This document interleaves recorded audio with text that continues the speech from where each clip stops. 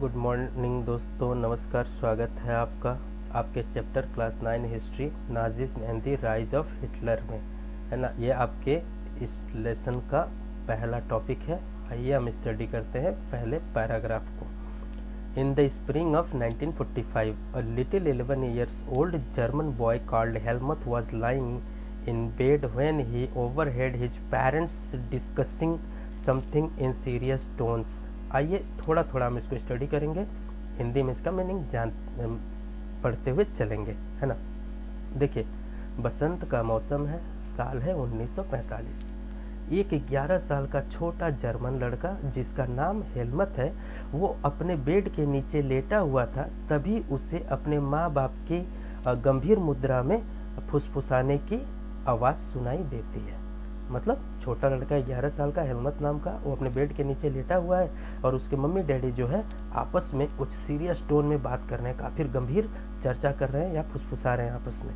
अब देखिए उसका फादर का, his father a prominent physician deliberated with his wife whether the time had come to kill the entire family or if he should commit suicide alone. आइए देखते हैं। उसके पिता, हेलमत के पिता जो थे वो जाने माने डॉक्टर थे, फिजिशियन थे।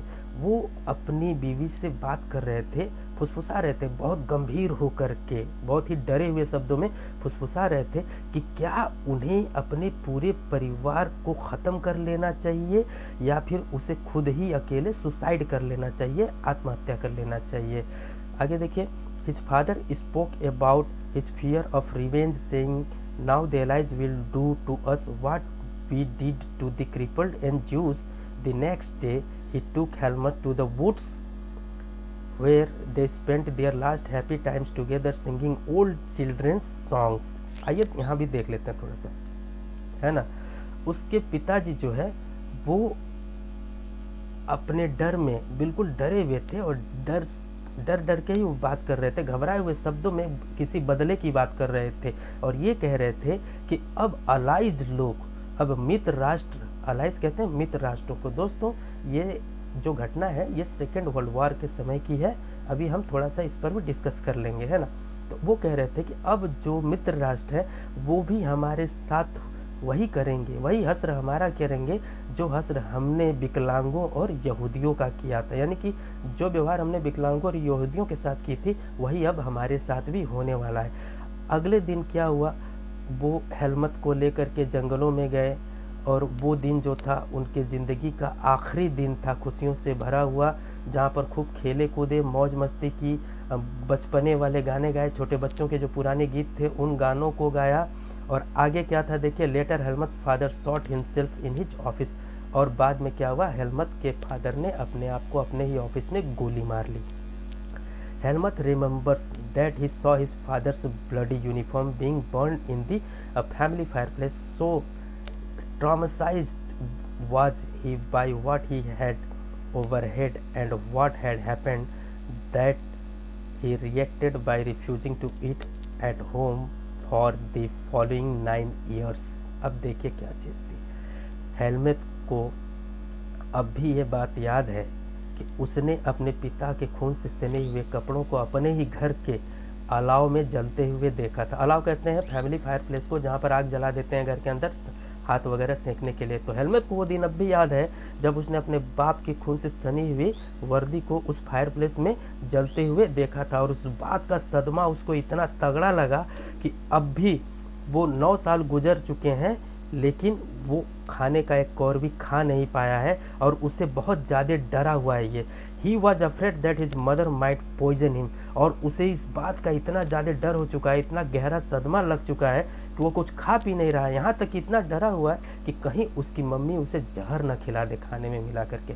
फ्रेंड्स, ये था आपका पहला पैराग्राफ। आइए देख लेते हैं दूसरा paragraph. Although Helmont may not have realized all that it means, his father had been a Nazi and supporter of Adolf Hitler. Many of you will know something about the Nazis and Hitler.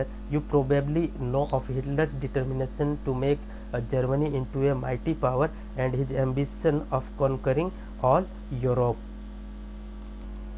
देखिए, Helmont को शायद ये बात समझ में नहीं आई हो मगर हकीकत ये थी कि उसके पिताजी जो थे वो नाजियों के कट्टर समर्थक थे और एडोल्फ हिटलर को बहुत मानते थे, है ना।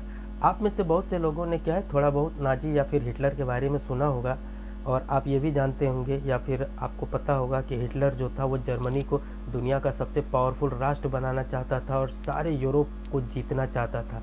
You may have heard that he killed juice but Nazis was not one or two isolated act. It was a system structure of ideas about the world and politics. आइए इसकी meaning देख लेते हैं। देखिए क्या चीज़ है, आपने ये सुना होगा कि नाजियों ने यहूदियों को मरवाया था। ज्यूस कहते हैं यहूदियों को मरवाया था। लेकिन कहने का मतलब ये है कि नाजिज्म जो था, नाजीवाद जो था ना, सिर्फ एक इक्का दुक्का घटना का नाम ही नहीं था, बल्कि ये एक सिस्टम था। ये एक सिस्टम था और सारी दुनिया की राजनीति का बनाया हुआ एक संरचना था, उसके विचारों का एक संरचना था नाजीवाद। वो चाहता था कि दुनिया की राजनीति और दुनिया के जो विचार हो वो हमारे ही विचार पे चलने वाली हो। ऐसा मतलब उन लोगों ने अपना स्ट्रक्चर बना रखा था और बनाना चाहते भी थे। Let us try and understand what Nazism was all about. Let's us see why Helms father killed himself and what the basis of his fear was. आइए हम ये बात समझने की कोशिश करते हैं कि आखिर नाजीवाद क्या चीज़ थी, और हम ये भी देखते हैं कि आखिर हेलमत के पापा ने अपने आप को गोली क्यों मार ली, है ना, और उनके डर का असली वजह क्या था। आइए देखिए, in May 1945 Germany surrendered to allies anticipating what was coming. Hitler his propaganda minister Goebbels and his entire family committed suicide collectively in his Berlin bunker in April. At the end of the war, an international military tribunal at Nuremberg was set up to purpose Nazis war criminals for crimes against peace, for war crimes and crime against humanity. आगे देखिए क्या चीज़ है। मई 1945 में Germany विश्व युद्ध में, दूसरे विश्व युद्ध में हार गया और अलाइज के सामने यानी कि मित्र राष्ट्रों के सामने उसने आत्मसमर्पण कर दिया। हिटलर पहले ही अनुभव कर चुका था कि उसके साथ अब क्या होने वाला है। इस वजह से क्या हुआ, हिटलर, उसका पूरा परिवार और उसका जो प्रचार मंत्री था जिसका नाम था गोबलेस, इन लोगों ने मिल करके एक ही साथ बर्लिन के एक बंकर में अप्रैल महीने में आत्महत्या कर ली, सुसाइड कर लिया था। बंकर कहते हैं जो भूमिगत घर होते हैं, जो घर के अंदर जो अंडरग्राउंडेड घर होते हैं उसको बंकर कहते हैं। वहाँ पर इन लोगों ने आत्महत्या कर ली और युद्ध के खात्मे के बाद, युद्ध समाप्त हो जाने के बाद एक अंतर्राष्ट्रीय मिलिट्री अदालत की स्थापना की गई। इंटरनेशनल मिलिट्री ट्रिब्यूनल कहते हैं उसको, और ये स्थापना जो है न्यूरमबर्ग शहर में की गई, जहाँ पर जो नाजी वार क्रिमिनल थे, नाजियों के जो सैनिक पकड़े गए थे इस युद्ध में, उन पर किए गए अपराधों के लिए मुकदमा चलाया जाने वाला था। इनका अपराध देखिए क्या था, शांति के खिलाफ इनका अपराध था, इनका अपराध था मानवता के खिलाफ। तो इन्हीं मुद्दों को बना करके ये जो नाजी वार क्रिमिनल्स थे इनके खिलाफ मुकदमा चलाया जाने वाला था। आइए आगे देख लेते हैं आपका पैराग्राफ। आइए एक वर्ड आपको समझा देते हैं। देखिए allies power were initially led by the UK, मतलब United Kingdom, France. In 1941 they were joined by the USSR and USA. They fought against the Axis powers, namely Germany and Italy and Japan. ऐसा माना जाता है। देखिए जो दूसरा विश्व युद्ध हुआ ना, दुनिया दो भागों में बढ़ गई थी, तो दो तरह के पावर सामने आए, एक अलाइज पावर, दूसरा एक्सिस पावर।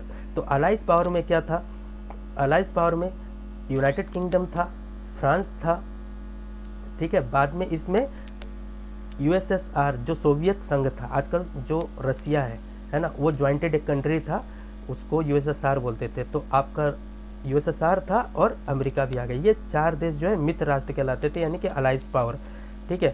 और इन लोगों ने, और दूसरी जो पावर थी उसको एक्सिस पावर बोलते थे, जिसमें जर्मनी, इटली और जापान भी थे, ठीक है ना। तो इस युद्ध में क्या हुआ, जो एक्सिस पावर थे, देखिए यहाँ पर जर्मनी, इटली और जापान की हार हो गई थी, तो इन्हें आत्मसमर्पण करना पड़ा था और अलाइज पावर जो है मित्र राष्ट्र जो थे वो जीत गए थे। आइए आपके पैराग्राफ को आगे देख लेते हैं। Germany's conduct during the war specially those actions which come to be called crime against humanity raised serious moral and ethical question and invented world wide condemnations. What was this? तो कहने का मतलब ये है कि वार के आड़ में युद्ध के आड़ में जर्मनी ने जो काम किया था, जिस प्रकार की लड़ाई लड़ी थी, उसे दुनिया वालों ने मानवता के खिलाफ किए गए अपराध के रूप में देखा। और इससे क्या था, जर्मनी की बहुत ज़्यादा बेइज्जती हुई, बहुत ज़्यादा बेइज्जती हुई। दुनिया वालों ने कहा इसने युद्ध नहीं किया बल्कि इसने नरसंहार किया है। इस वजह से क्या था, जर्मनी की बहुत बड़ी बेइज्जती हुई थी पूरे विश्व में। तो ये किस तरह के अपराध थे, आइए उसको जान लेते हैं। व्हाट वेयर दिज एक्ट्स, आखिर जर्मनी ने ऐसा किया क्या था जो उसकी इतनी बड़ी बेइज्जती हुई थी। आइए नेक्स्ट पैराग्राफ को स्टडी कर लेते हैं। देखिए, under the shadow of second world war Germany had waged a genocide war which resulted in the mass murder of selected group of innocent civilians of Europe. The number of people killed included 6 million Jews, देख रहे हैं 6 million Jews, और 2 lakh gypsies, 1 million Polish civilians, 70,000 Germans who were considered mentally and physically disabled, besides innumerable political opponents. आइए यहाँ तक की meaning को पहले हम देख लेते हैं। देखिए, विश्व युद्ध की आड़ में, दूसरे विश्व युद्ध की आड़ में जर्मनी ने क्या किया था, एक बड़ा नरसंहार किया था। जीनोसाइड का मतलब होता है नरसंहार, यानी कि बड़े पैमाने पर निर्दोष लोगों की हत्या कर देना ही नरसंहार कहलाता है, ठीक है ना। तो नरसंहार किया था इसने, जिसका परिणाम क्या हुआ, बड़ी मात्रा में, बहुत बड़े पैमाने पर लोगों को मौत के घाट उतार दिया गया था। और उसमें भी ऐसे लोग थे, सेलेक्टेड पीपल्स थे। इसका मतलब नहीं कि जिसको पाया उसी को मारा, चुन चुन के मारने वाला काम किया उसने। और वो भी वो था कि मरवा दिया सबको। और उसमें सिविलियंस थे, यूरोप के बहुत सारे नागरिक मारे गए थे। तो इसमें भी कौन कौन से लोग थे देख लीजिए। इसमें मारे जाने वाले लोगों में 6 मिलियन लोग ज्यूज थे, 6 मिलियन ज्यूज थे, यानी कि 1 मिलियन में 10 लाख होता है। तो 6 मिलियन का मतलब होता है 60 लाख। 60 लाख यहूदियों को मरवा दिया है उसने। 2 लाख जिप्सी समुदाय के लोगों को मरवा दिया। 1 मिलियन 10 लाख पोलिश सिविलियन को मरवा। पोलिश सिविलियन का मतलब होता है पोलैंड के नागरिकों को मरवा दिया। पोलैंड के नागरिकों को पोलिश कहा जाता है। इन लोगों को मरवा दिया। और साथ ही साथ अपने ही देश के 70,000 ऐसे लोगों को मरवा दिया जिसे वो मानता था कि ये लोग मेंटली हैं और फिजिकली डिसेबल्ड हैं, मतलब दिमाग से ये सही नहीं है, या तो ये विकलांग लोग हैं। यानी कि उसकी नज़र में अपने ही देश के जो फिजिकली और मेंटली डिसेबल्ड पर्सन था उसको भी मरवाया। ऐसे 70,000 लोगों को मौत के घाट उतरवा दिया। इसके अलावा क्या थे, जो भी उसके विरोधी राजनेता थे, पॉलिटिकल जो ओपोनेंट्स थे उसके, जो भी विरोधी राजनेता थे, उनको भी नहीं बख्शा था, उनको भी मरवा दिया था। तो ये है जीनोसाइड, नरसंहार इसी को कहते हैं। आप युद्ध का नाम लेकर के युद्ध के आड़ में क्या करिए, सेलेक्ट कर करके लोगों को, निर्दोष लोगों को मार दीजिए, ये होता है जीनोसाइड। आइए आगे इसको थोड़ा सा बढ़ा लेते हैं, है ना। Nazis devised an unprecedented means of killing people, that is by gassing them in various killing centers like Auschwitz. The Nuremberg tribunal sentenced only 11 leading Nazis to death. देखिए, इतने बड़े कत्लेआम को मचाने के लिए, लोगों को मारने के लिए नाजियों ने क्या किया था, ऑस्क्विज जैसे कत्ल खाने बनवा रखे थे। ऑस्क्विज जो है कत्ल खाने का नाम था, ऐसा जगह था जहाँ पर लोगों को मारा जाता था ले जा करके। ऑस्क्विज जैसे कत्ल खाने बनवाए थे। तो जो न्यूरमबर्ग ट्रिब्यूनल था, जो न्यूरमबर्ग में जो सैनिक अदालत वहाँ पर स्थापित की थी, उन्होंने क्या किया था, sentenced only 11 leading Nazis to death. सिर्फ नाजियों के 11 नेताओं को, जाने माने नेताओं को मौत की सज़ा सुनाई। दूसरे जो लोग थे, many others were imprisoned for life. दूसरे जो नाजी कैदी पकड़े गए थे उन्हें उम्र कैद की सज़ा सुनाई गई। The retributions did come, yet the punishment of the Nazis was far short of the brutally and extent of their crimes. देखिए क्या चीज़ है, अब जो भी सज़ा दी गई उसका पालन किया गया। हालांकि ये सज़ा जो नाजियों को सुनाई गई थी वो उनके किए गए अपराध के लिए बहुत छोटी सज़ा थी। The Allies did not want to be as harsh on defeated Germany as they had been after the First World War.